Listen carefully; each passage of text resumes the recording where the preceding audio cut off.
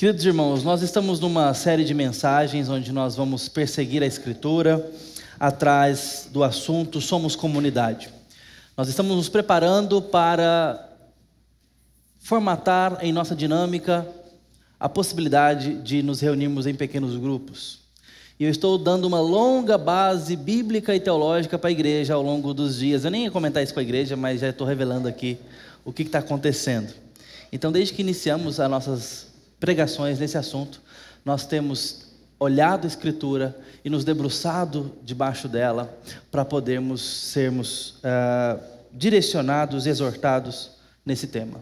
O fato de Deus ter nos chamado a sermos comunidade, a ser comunidade, a ser povo reunido, tá? A gente anda junto, nós somos rebanho. O pastor Samuel sempre falava uma coisa para mim, que ele ouvia de um pastor mais experiente, que é a verdade que ovelha longe do aprisco é petisco de lobo. Então a gente tem que andar junto, tá? Ovelha não é muito bom para se defender, não. Diz que tem uma mordida doída, acho que é verdade.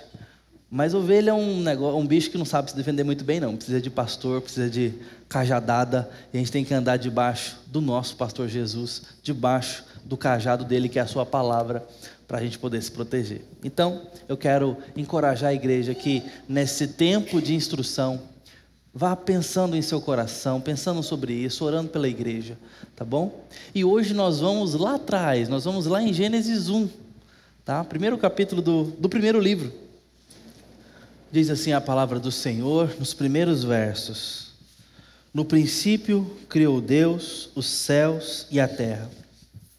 A terra, porém, estava sem forma e vazia, e havia trevas sobre a face do abismo, e o Espírito de Deus pairava sobre as águas.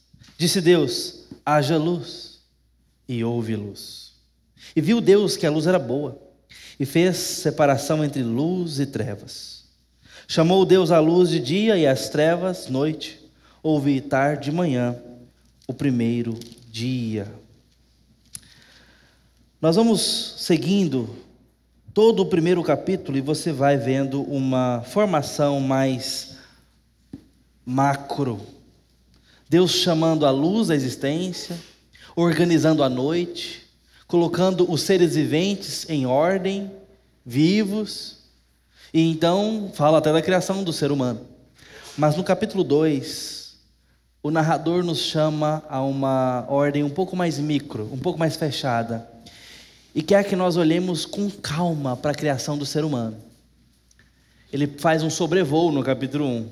Mas agora no capítulo 2 ele quer que a gente preste atenção nessa cena, neste ser em específico, que é o ser humano. Então, do versículo 4 em diante, depois que Deus abençoa tudo o que ele havia feito, o texto vai nos falando como é que Deus fez o ser humano.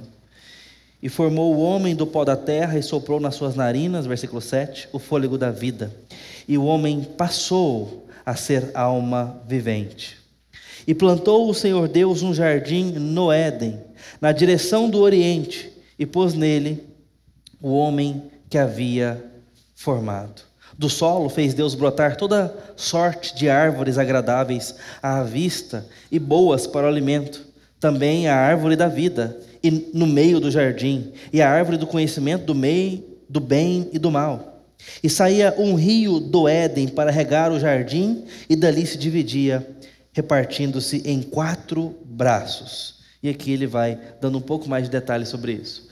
Mas nesse trecho em que lemos, onde o foco é o ser humano, nós já temos muita coisa para aprender de curiosidade que às vezes nós passamos batido. Quando nós falamos onde é que Deus colocou o ser humano, muitas vezes nós falamos que foi no Éden, e está certo, mas muitas vezes achamos que o jardim chama-se Éden. Como é que é o nome do jardim, gente? Jardim. Jardim. Olha o versículo 8. Tem uma preposição, no. No Éden, Deus plantou um jardim. E tem mais. Tem um rio que saía do Éden e passava onde? No jardim. O jardim não se chama Éden. O jardim é jardim. Era um ponto de encontro especial. Era ali um local muito privilegioso. Mas o jardim é um jardim. Ele não chama Éden. Éden, que tem uma tradução ligada às palavras em português associadas à semântica do prazer, das delícias, é a Pangeia, a porção seca, onde haveria de ser o palco da manifestação de Deus mais visível, a terra. Esse é o Éden. E Deus está falando nesse momento agora de uma região geográfica chamada Mesopotâmia, o crescente fértil entre esses 4 rios, ou 4 braços de um rio. E ali Deus decidiu começar a vida no planeta, no meio do Éden. E no meio do Éden, um jardim. E esse jardim era especial porque era o ponto de encontro entre Deus e os homens. No caso, o homem e a mulher. Era ali o protótipo da vida. Era para ser ali a nossa completa instrução. O pecado vem logo no capítulo 3, e a história humana começa então a ter um novo segmento. O que era para ser uma história de crescimento e florescimento, agora se torna uma história de redenção, de restauração. Essa é a realidade que temos para a realidade, para a vida, para a verdade das coisas. Mas eu estou chamando a atenção dos irmãos de volta a Gênesis para pensarmos o fato de que temos uma revelação em comum. Somos comunidade e temos uma revelação em comum. Eu preciso levantar imediatamente a primeira pergunta que vai nortear todo o nosso tempo de meditação hoje. Para quem foi escrito esse livro em primeiro lugar? Esta pergunta tem de nos ajudar a interpretar todo o livro de Gênesis. A saber que o livro de Gênesis é o livro que cobre a maior porção histórica de toda a Bíblia. Nós temos aí anos, muitos anos de cobertura. E nesse primeiro bloco, que é o bloco mesopotâmico, o último vai ser egípcio, ok? Mas o primeiro é o bloco mesopotâmico, vamos dizer assim. E nesse início da conversa, nesse início da revelação, nós temos a revelação de um Deus em ação. E nós não vamos à Bíblia para ver a origem de Deus, para ver um texto que argumenta sobre a existência de Deus. Muito pelo contrário, nós encontramos aqui um texto que mostra que a existência humana depende de Deus. Esta é a natureza da revelação bíblica, mostrar, quando nós vamos ao início, que Deus começa as coisas. Esse livro aqui em hebraico, ele tem um título que são as primeiras palavras do livro, Bereshit Bara, Bereshit apenas, Bara já é o verbo criar, Bereshit é o nome do livro originalmente, no princípio. E quando ele foi traduzido para grego no Novo Testamento, foi uma encomenda real para traduzir-se toda a escritura para o Antigo Testamento, ali temos a palavra que veio para o nosso português, que é Gênesis, porque foi traduzido para o livro das origens. E Gênesis tem a ver com isso, a gênese, a origem. Então, a gente pega mais a palavra grega que intitula esse livro. A palavra hebraica ela é sugestiva porque ela falava isso, o título hebraico, né? No princípio, era um livro que falava sobre as coisas começando. Ali era o momento inicial. No princípio. O que aconteceu no início de tudo? O livro pressupunha isso. Estava começando tudo. E o texto então nos mostra Deus em ação. Não mostra um Deus ali aguardando alguma coisa, se preparando para outra, ou mesmo que alguém está fazendo um Deus, está criando esse Deus. Não existe isso. O livro pressupõe que Deus existe e pressupõe que toda a existência depende dele. Essa é a verdade do livro de Gênesis. Então ele começa o começo. Ele começa todas as coisas. Ele dá o início cósmico. Ele faz a vida surgir. E Moisés, a quem nós, sem muita discussão, atribuímos esse livro como autor, é bem grosseiro aqui na narrativa, e não entenda isso como algo pejorativo, mas ele não tem detalhe nenhum. Isso não é um livro científico, não é uma enciclopédia. Não é um livro para satisfazer-nos cientificamente. Por isso que eu tenho muita cuidado, tenho muita alerta quando eu vejo aí cientistas cristãos querendo cavucar muita coisa em Gênesis do ponto de vista científico. Esse livro não tem essa proposta, esse livro não foi desenhado para isso.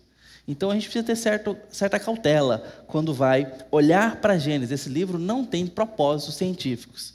Tem coisa boa, a gente como crente fica empolgado, querendo logo que a Bíblia mostre as verdades científicas e se alinhe com grandes verdades científicas, e de fato cremos que toda verdade é verdade de Deus, mas precisamos ter cautela para respeitar a literatura com o seu objetivo.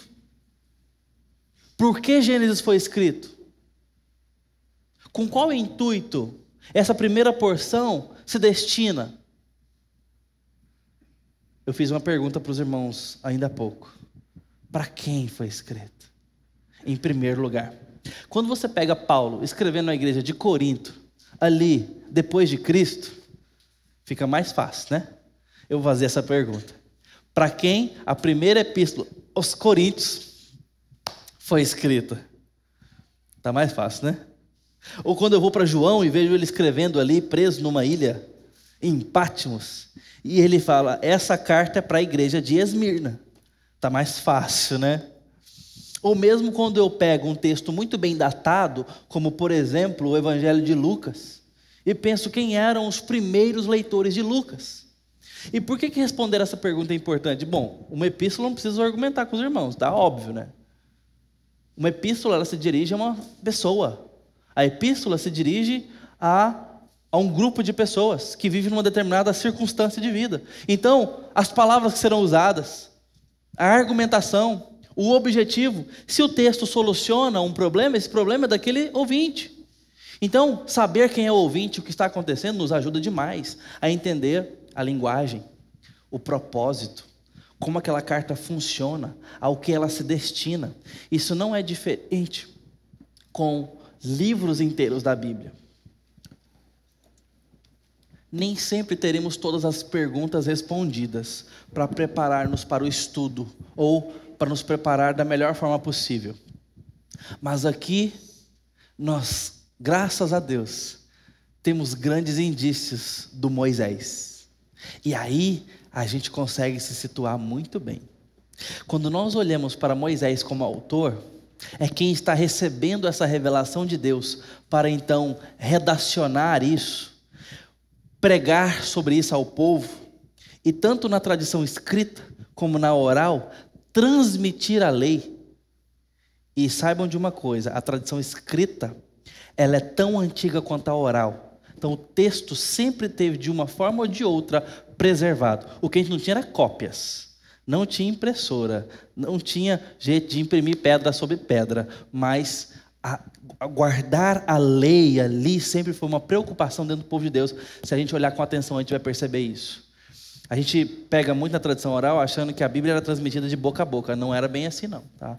O apego pelo registro, ele existe na orientação bíblica desde cedo por Deus. Então é importante que a gente saiba disso. Embora, sim, a comunicação da palavra de Deus era feita como é feita até hoje. Essa ideia de pregar, ensinar e falar sobre a Bíblia o tempo todo, como Deuteronômio vai nos mostrar muito bem a responsabilidade dos pais de fazer isso, a responsabilidade das famílias, a responsabilidade da liderança religiosa. Então isso existia.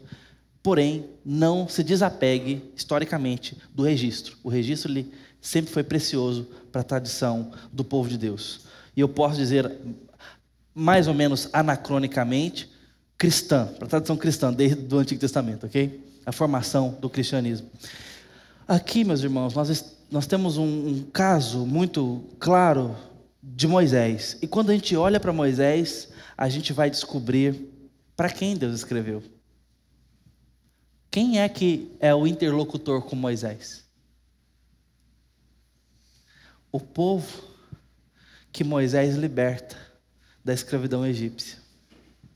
Aqui nós já nos localizamos geograficamente, historicamente e, mais importante, teologicamente.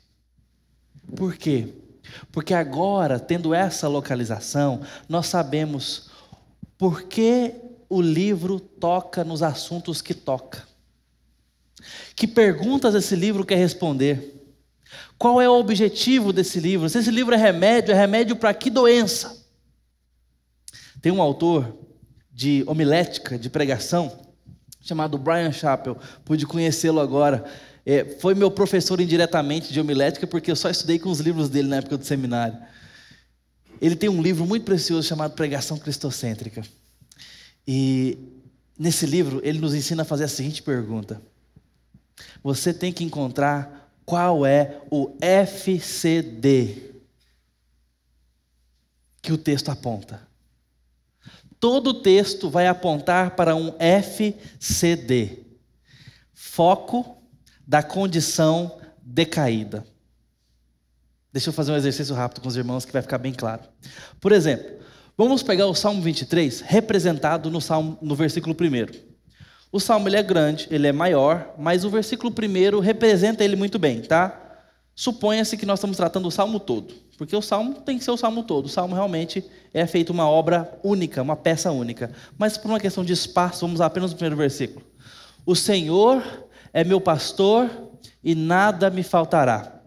O salmista continua sua poesia falando sobre o pasto verdejante, o vale da sombra da morte, sobre o fato que o Senhor o acompanha, o consola, os inimigos existem, mas que Deus prepara uma mesa. O salmo todo fala isso. Então, ele está muito bem representado no primeiro verso, como se fosse uma introdução. O Senhor é meu pastor, e por isso eu não carecerei nada, ainda que seja no pasto verdejante ou no vale da sombra da morte. Ok? Se esse salmo é um remédio para que doença? A doença é o foco, ou seja, pontual, de uma condição da queda, do pecado. A humanidade, Gênesis capítulo 3 para diante, caiu e carece de redenção. A humanidade está em pecado e precisa de perdão, precisa de regeneração, precisa de tratamento, precisa da cruz de Cristo. Precisa da ressurreição de Cristo, precisa do Evangelho. Agora, a queda é abrangente, ela ataca a nossa sexualidade, ela ataca a nossa maturidade, ela ataca a nossa finança, ela ataca o nosso ego, ela ataca o nosso físico, a saúde física. A queda gerou não apenas abrolhos e espinhos nas hortaliças, mas também criou divisão entre pai e filho. A queda não apenas trouxe enfermidades físicas, como o câncer, como a gripe, mas também nos trouxe o ódio entre pessoas. Trouxe o defeito em nós da autoestima estragada. Trouxe uma visão distorcida, ou superlativamente, ou de forma inferiorizada de nós próprios e dos outros. Seja de uma forma abstrata ou concreta, a queda estragou tudo.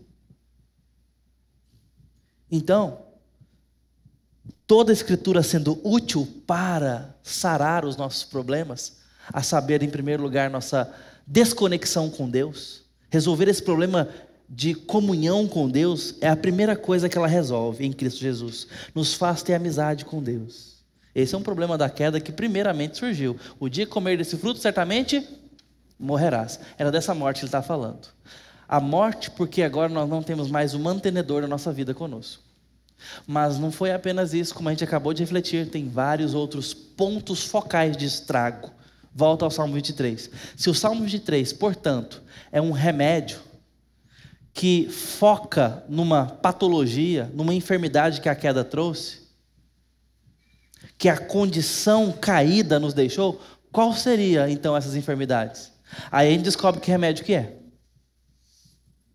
O Senhor é meu pastor e nada me faltará. Cura a ansiedade? Cura. Insegurança? Desorientação na vida? Tem um texto em que Jesus diz o seguinte: eu sou o bom pastor, eu quero orientar vocês, sabe por quê? Porque vocês estão parecendo ovelhas sem pastor. O texto diz que Jesus se compadeceu da multidão. O salmista vem nos dizer, como um remédio que precisamos, que Deus é pastor, disponível, porque é pastor nosso. E por isso, eu posso não carecer, não precisar, não sofrer, confiar. Faz sentido? Esse texto então de Gênesis 1, no princípio criou Deus os céus e a terra, formou o homem e desse homem veio o que é chamado o seu povo. E aí? Que remédio é esse? Para que doença? Comecei dizendo, a gente precisava descobrir quem era o povo que leu em primeira mão isso aqui, a gente já descobriu. Na mão de Moisés, o povo que saiu do Egito. Por quantos anos? 400 anos cativeiro. Chegando ali, então, um povo hebreu. Sai dali, na família de Jacó. Sai dali o quê? Um povo egípcio. 400 anos depois, egípcio. Irmãos, eu não posso sentar com um baiano que eu já pego o jeito de falar. Os meninos vão para a escola, passam ali um semestre, já chega com um palavreado e fala assim, meu filho, o que é isso aqui que você falou? Aprende na hora. Vai pegando o jeito de falar do outro. A gente senta com alguém com sotaque, a gente pega, a gente é influenciado. 400 anos de cultura egípcia, e é uma cultura, humanamente falando, apreciável. Melhor tecnologia da época, matemática, ciência, artes. Eram escravos. Mas vou te dizer que era uma escravatura curiosa, porque eles saem dali querendo voltar. Estão no deserto e já falam imediatamente, a gente quer voltar. E por várias vezes pediram para voltar. Mas, entenda, essa era a única realidade que conheciam. Embora de escravidão, era o mundo deles. Esse povo está ali 400 anos depois, eles não têm mais referencial teológico, referencial cultural do povo de Deus, saem dali sem perspectiva de quem Deus é. Qual é o problema desses irmãos? Qual é o foco da condição decaída do povo que Moisés tirou do Egito? Idolatria. O Egito colecionava mais de 300 deuses no seu panteão, um para cada necessidade da vida ou para cada vaidade humana. Havia Deus do rio, havia Deus da morte, havia Deus da vida, havia Deus do sol, o principal deles, Ra. Havia Deus das batalhas do deserto, o Anubis, o Deus dos chacais. Havia deuses de toda a sorte, mais de 300, como eu acabei de falar, para serem adorados e servidos. Então, o calendário egípcio seguia rigorosamente uma agenda de adoração para esses deuses, para obter deles favores. Gênesis, portanto, visa, em primeiro lugar, mostrar àquele povo que eles estão diante de um único Deus vivo e que toda a natureza depende de um Criador. No princípio, criou Deus. Todos os deuses egípcios diziam respeito a alguma atividade ou elemento da natureza. Eu mencionei o deus Ra, que era uma antropomorfia com corpo humano, cabeça de águia e sobre a cabeça o sol. Veja, a habitabilidade, a perfeição do corpo humano, os olhos altivos e a exuberância real da águia na fronte, e o sol que a tudo dá vida sobre a sua cabeça. Esse era um Deus adorável. Deus escreve para Moisés e diz, escreve aí, no princípio só havia trevas, e eu chamei a existência à luz. Como quem assovia, e a criação atende. E do nada se fez. Haja luz. E Moisés, saiba de uma coisa, houve luz. Fiz separação entre dia e noite, como quem manipula pedrinhas à beira do rio. Como quem pega a aquarela e pinta livremente o que quer. Sem ninguém dizendo, acho melhor assim, ou tem que ser feito do outro jeito. Não, livremente fez o que queria. Desenhou, pintou, organizou, deu nomes. Trouxe ordem, beleza. Essa é a obra de Deus. É esse o conteúdo do livro. Veja, não é um conteúdo científico, é um conteúdo de exaltação, de contemplação. Deus está se mostrando com santidade, mas Ele está se mostrando que Ele é, e que Ele fez as coisas que não eram ser.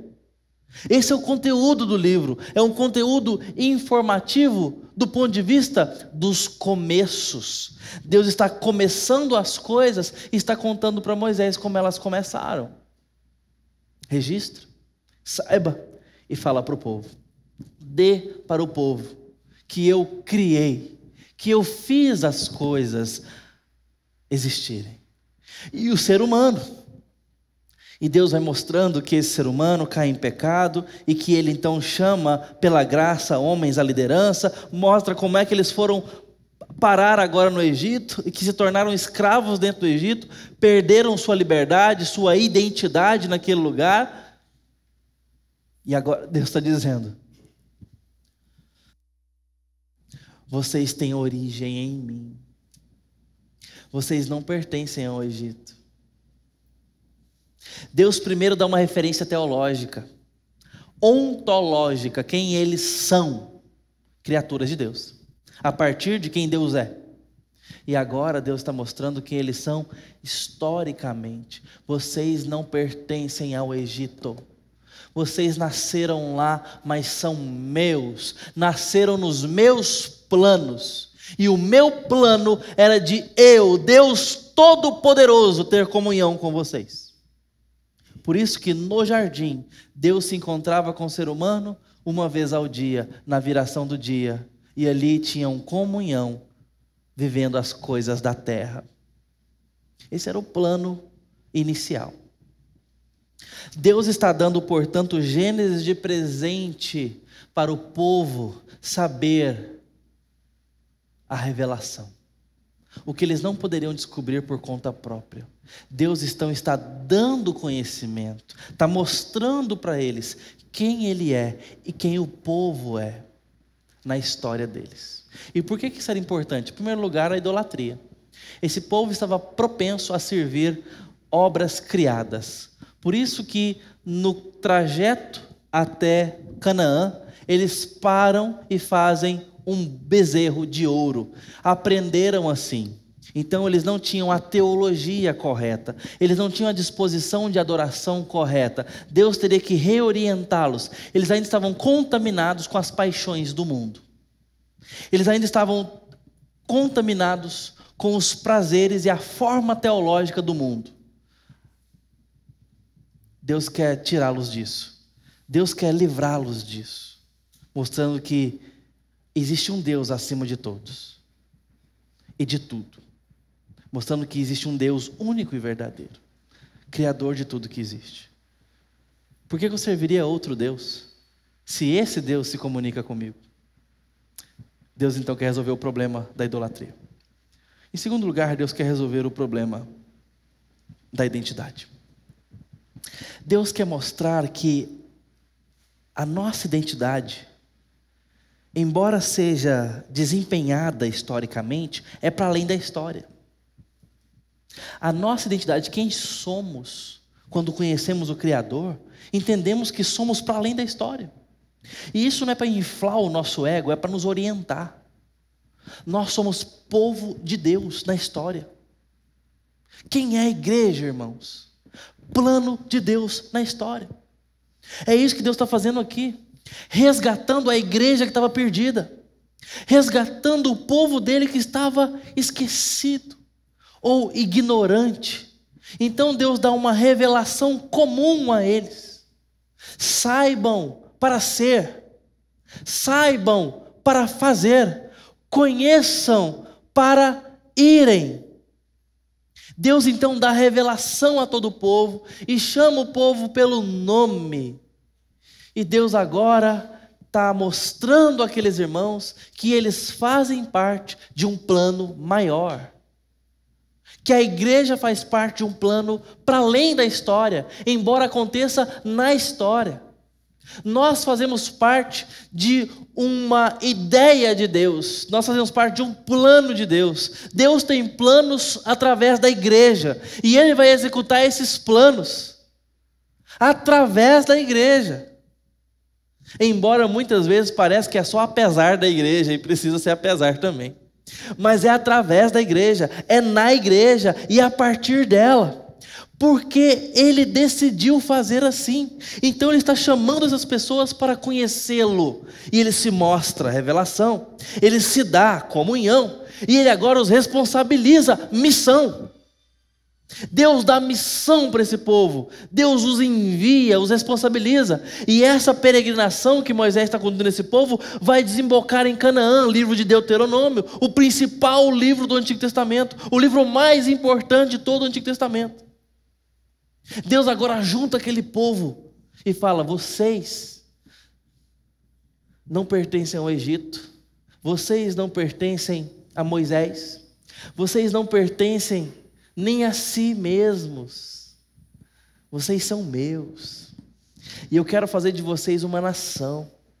E Deus então organiza o clã ali, organiza o núcleo primário da civilização, o núcleo mais importante da civilidade,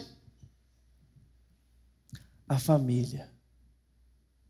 A família é colocada como o núcleo de presença ativa de Deus e comunicativa do ser de Deus e da sua vontade. Porque no Deuteronômio capítulo 6, Deus então diz para aquele povo: ouça, Israel, só há um Deus. Amarás, pois, o Senhor teu Deus de todo o teu coração, de toda a tua alma e de todas as tuas forças. Então, o texto segue e chega na família. Você vai dizer as palavras que eu te ordeno hoje para os teus filhos, andando no caminho, ao deitar, ao levantar, vai escrever nas portas, nos umbrais, vai colocar na fronte. Em todo o tempo falará quem é o teu Deus e o que Ele disse a vossos pais. E isso será para o nosso perpétuo bem, como tem sido até hoje. Esse é o plano de Deus. E sabe o que é mais intrigante? Esse plano não mudou. Deus continua querendo que famílias se reúnam debaixo da sua palavra. Porque se a família se desorganizar, se o núcleo familiar se desorganizar, nós perderemos o senso de civilidade, nós perderemos o nosso senso de civilização.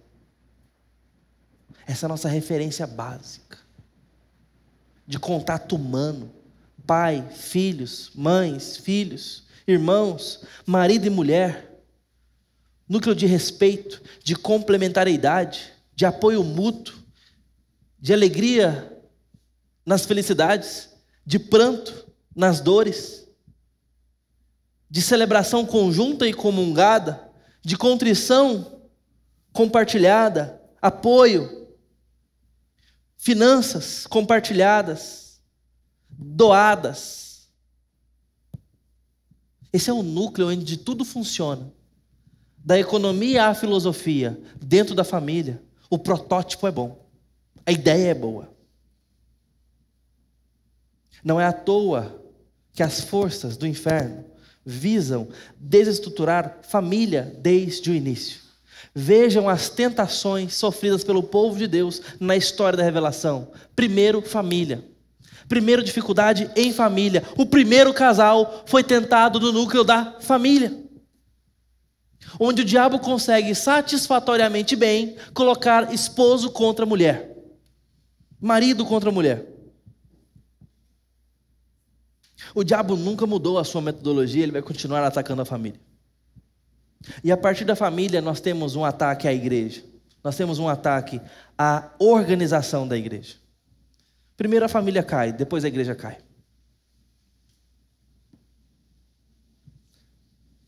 Nós temos aqui Deus organizando o povo dele em família, para então chamá-los de igreja. Porque a igreja tem uma missão maior do que a da família em alguns aspectos, porque a igreja é enviada a conquistar o mundo, a igreja é enviada a testemunhar de Cristo para o mundo, e a igreja é formada por pessoas e por famílias. E é por isso que Deus chama a igreja de uma grande família. Somos irmãos. E precisamos ser. Debaixo de um Pai. Deus está dando tudo que o ser humano precisa aqui, pós-Egito. Precisavam de referência, Deus deu. Precisavam de um Deus para adorar, Deus deu o único Deus verdadeiro. Precisavam de perdão pela sua idolatria, Deus forneceu. Precisavam agora de cura social, porque eles não tinham mais casa, Deus deu família. Deus os assegurou em casa e os ensinou a serem família. Deu responsabilidade dentro de casa com a palavra dele, os ensinando a ser, de fato, família. Responsabilidades que precisamos resgatar hoje. Ao abrirmos mão de educar os nossos filhos na palavra, ao abrirmos mãos de educar os nossos filhos contra filosofias que vão contra a palavra. Mesmo no casamento, precisamos fechar as portas para aquilo que vai contra a palavra no nosso casamento. Deus está dando de presente uma revelação comum para que esse povo possa aprender quem Ele é e o que Deus espera deles. Isto é graça, porque esse povo não estava nem perguntando quem era Deus. E não queria saber, e nas primeiras oportunidades viraram as costas. E nós vamos ver a história do povo de Israel acontecendo, como que é um povo difícil. E adivinhe, fazemos parte desse povo. Somos continuadamente difíceis para Deus. Difíceis contra Deus, talvez é a melhor expressão. Por isso que esse é um texto, e todo esse livro, é um livro que fala sobre graça. De um Deus que nos amou tanto, tanto, tanto, tanto, que se entregou para ser conhecido de nós, nos chamar de povo dele e nos atrair. Eu quero encerrar lendo alguns textos do Antigo Testamento, onde Deus mostra esse objetivo em prática. O primeiro deles, no capítulo 31, versículos 1 a 3 de Jeremias, diz assim: Naquele tempo, diz o Senhor, serei o Deus de todas as tribos de Israel, e elas serão o meu povo. Assim diz o Senhor, o povo que se livrou da espada e logrou graça no deserto. Eu irei e darei descanso a Israel.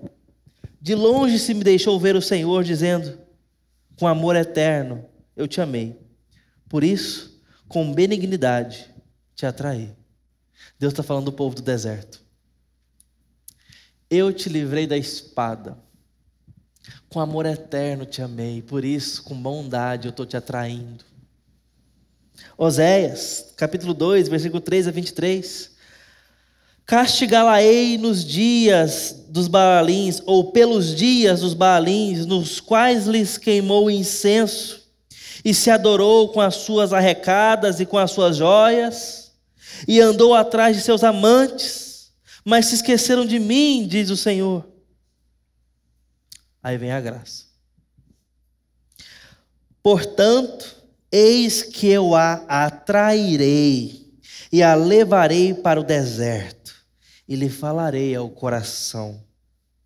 E lhe darei dali as suas vinhas e o vale de Acor por porta de esperança. Será ela obsequiosa como nos dias da sua mocidade e como no dia em que subiu da terra do Egito. Naquele dia, diz o Senhor, ela me chamará meu marido e não me chamará mais meu Baal. Da sua boca tirarei os Baalins e não mais se lembrará desses nomes. Naquele dia farei a favor dela aliança com as bestas feras do campo, e com as aves do céu, e com os répteis da terra, e tirarei desta o arco, e a espada, e a guerra, e farei o meu povo repousar em segurança. Desposar-te-ei comigo para sempre. Desposar-te-ei comigo em justiça, e em juízo, e em benignidade, e em misericórdias. Desposar-te-ei comigo em fidelidade, e conhecerás ao Senhor. Naquele dia, eu serei obsequioso, diz o Senhor. Obsequioso aos céus, e estes à terra, a terra ao trigo, o trigo ao vinho, ao óleo, e estes a Jezreel. Semearei Israel para mim na terra, e compadecer-me-ei da desfavorecida, e a não meu povo será chamada meu povo, e ela dirá: Tu és meu Deus. Essa é a nossa história. Um Deus que se revela para ser nosso, e nós sermos dele. Esse texto de Oséias me esmaga o coração, e é por isso que eu queria terminar nele. Gênesis mostra exatamente isso, Deus se dando a conhecer a um povo que não o conhecia, para dizer: eu sou de vocês, e vocês serão meu. E no texto de Oséias, Deus está dizendo que um dia tirará da nossa mão o arco e a espada. A nossa luta vai chegar ao fim. A nossa canseira vai terminar. Ele está dizendo aqui que está preparando tudo. E o que está lá na frente é essa palavra curiosa: é obsequioso, é desejoso. Eu perdoo os baalins na sua boca, e aliás eu tiro eles da sua língua. Deus perdoa a sua idolatria. Deus perdoa os seus pecados.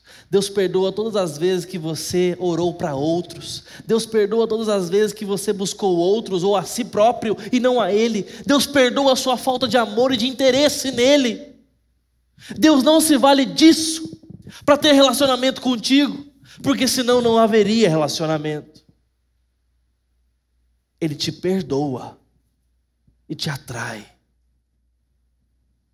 para ter relacionamento contigo, para fazer aliança com você, aliança inquebrável, aliança para a eternidade. Ele está nos chamando de esposa, de noiva.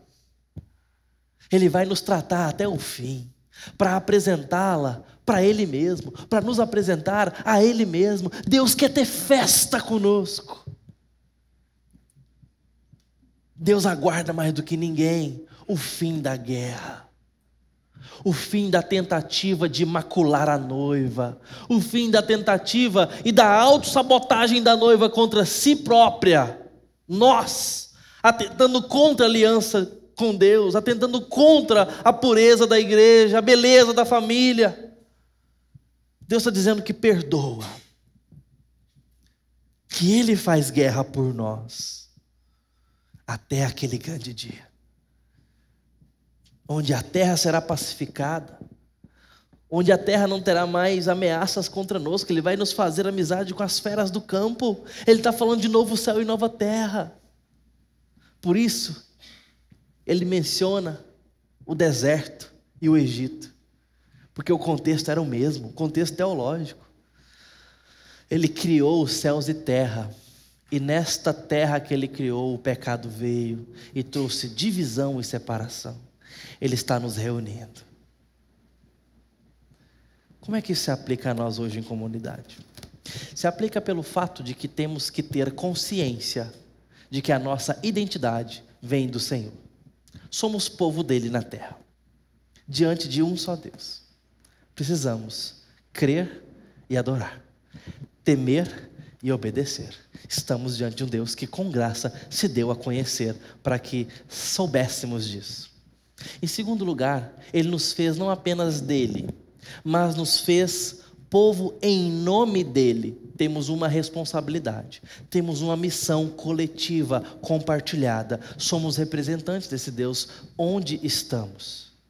Temos responsabilidade com nossa família em nome de Deus. Precisamos cuidar um do outro enquanto cônjuges casados em nome de Deus. Precisamos fazer o nome de Deus desejado no nosso casamento, priorizado em nosso casamento. Isto significa ter aliança com Deus. Precisamos, derivadamente disso, termos a responsabilidade e o compromisso de educar os nossos filhos no caminho do Senhor, educar os nossos netos no caminho do Senhor, influenciá-los na palavra ensiná-los na palavra, contar com a igreja como apoiadora nossa na criação dos filhos, mas não quem vai fazer por nós aquilo que é nosso papel, de ensinar o caminho e no caminho, de inculcá-los a vida da fé. É dever dos pais. E isso, meus irmãos, é uma batalha. Batalha contra nós, batalha contra o mundo, batalha contra a programação infantil que está na televisão. Você não escapa nem de um desenho animado hoje sobre dinossauros. 5ª temporada do Jurassic Park, desenho animado. Atentem para a 5ª temporada para não dar a seus filhos. Ok? 2ª temporada de Vai Cachorro Vai. O episódio especial de Natal. Corta, deleta, censura. Alerta seus filhos. Eu poderia ficar falando aqui a noite toda. O que tem nesses episódios? Atentados contra a família. Eduquem os seus filhos. Abram os olhos. Não entreguem para a televisão. Não entreguem para os professores. Busca a melhor escola que puder te ajudar. Mas não confie que vai ser o serviço deles e não os seus, que vai fazer os seus filhos se apegarem à palavra. Contem com a igreja. Use nossos ministérios. Tragam os seus filhos. Venham com eles. Ore por eles. Até quando, pastor? Até Deus dizer, já chega. Eu já entendi. O quanto vale? O quanto vale? O quanto precisamos da resposta? Então ore até o fim. Ore pelo seu marido até o fim. Pastor, já foram 20 anos. Você tem mais quantos de vida? Não sabe? Usa todos. Pastor, minha mulher não quer. Ora, testemunha, conserta a sua vida. Brilhe o brilho de Jesus na frente dela. A semente é boa, irmãos. A semente funciona. A semente funciona, nunca duvide da semente. E a semente é a palavra. Nunca duvide. Deus não nos deu outra ordem, falou: ensina o teu filho a palavra. A lei funciona. O coração pode não funcionar. O coração pode ser terra seca. Ou pode ter espinhos, abrolhos. Ou a semente pode cair à beira do caminho e o diabo vir como aves roubá-la. Mas a semente funciona. Então semeia a todo momento. Até o fim. Até ver os frutos. Responsabilidade quanto família. E em terceiro lugar, nossa responsabilidade de comunidade. E como igreja, sabendo quem somos, precisamos ser igreja. Eu te convido a perceber que você está no meio de um plano espiritual, enquanto igreja. Você não está vindo aqui porque você gosta disso ou daquilo outro. Porque você gosta do ambiente, porque você gosta da música, porque você gosta da palavra, porque você acha que o departamento infantil é legal. Essa igreja não está aqui para te servir. É muito bom que você goste de todas essas coisas. Eu espero isso também. Mas ao vir para cá, a nossa expectativa é que você faça parte. E fazendo parte, saiba que você está num plano de Deus. Esse plano te envolve. É um plano de ação, de pertencimento, de identidade, mas sobretudo um plano de ação, de movimentação, onde nós somos abastecidos e desse púlpito visamos que saia visão, olhos bíblicos, que haja adoração pública, fiel, que haja temor a Deus coletivamente, mas que para tudo isso aponte para o fato de que estamos em missão. Saímos daqui responsabilizados de sermos povo de Deus em casa e fora de casa, de sermos nome de Deus, mão de Deus, onde vamos, testemunho de Jesus Cristo, onde Deus nos colocar. O que Deus pode fazer ainda através de nós? Nossa consagração vai dar espaço para isso. Consagre-se ao Senhor. Eu falo hoje para muitos tipos de ouvidos e corações, mas eu quero lembrá-los que é tempo de avivamento e consagração, porque recebemos uma revelação de Deus. E hoje, você está sendo exposto a essa revelação? Qual a resposta que você tem para dar? Talvez hoje seja uma noite oportuna para você entregar sua vida a Jesus, como nunca o fez. Se entregar sua vida, renunciar o domínio próprio, dizer: eu pertenço ao Senhor. Eu quero que o Senhor governe o meu coração. Eu quero que o Senhor governe a minha família. Eu quero representá-lo. Eu quero ser boca do Senhor. Eu quero ter comunhão contigo como eu nunca tive. Perca as oportunidades que Deus tem te dado. Deus tem te tratado com misericórdia e com graça, porque Ele quer atraí-lo. Então eu convido você à oração, a se curvar diante desse Deus tão misericordioso, bondoso, mas também santo, santo, santo. Feche seus olhos, fale com seu Senhor.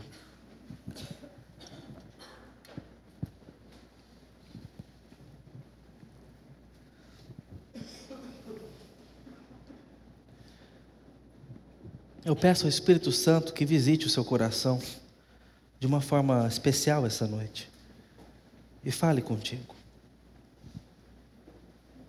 E tire da sua mão o arco e a espada.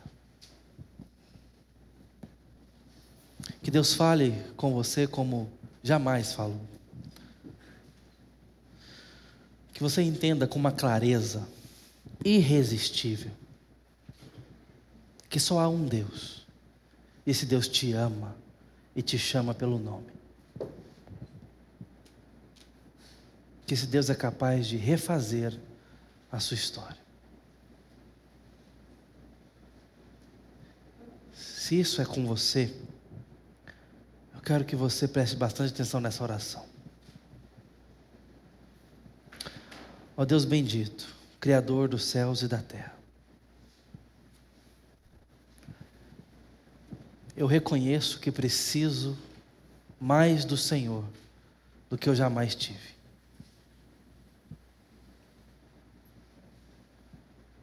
Às vezes, a dúvida se o Senhor vai ouvir a minha oração, porque eu não sou digno de falar contigo. Sou pecador e muitas vezes desprezo a tua presença. Mas sabendo que Jesus morreu para perdoar pecados, eu peço a Ti, me aceita, como eu estou.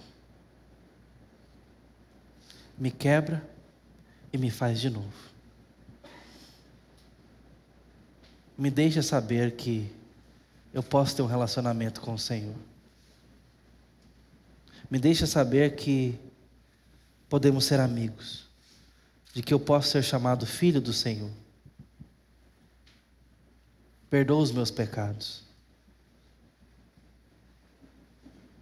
Me perdoa por completo. Me dá uma nova história. Deixa eu saber que eu sou amado pelo Senhor. Deixa eu falar com sinceridade que Jesus Cristo é o meu Salvador. Me traz certeza, profundidade, alegria de estar na presença do Senhor. No nome de Jesus. Amém.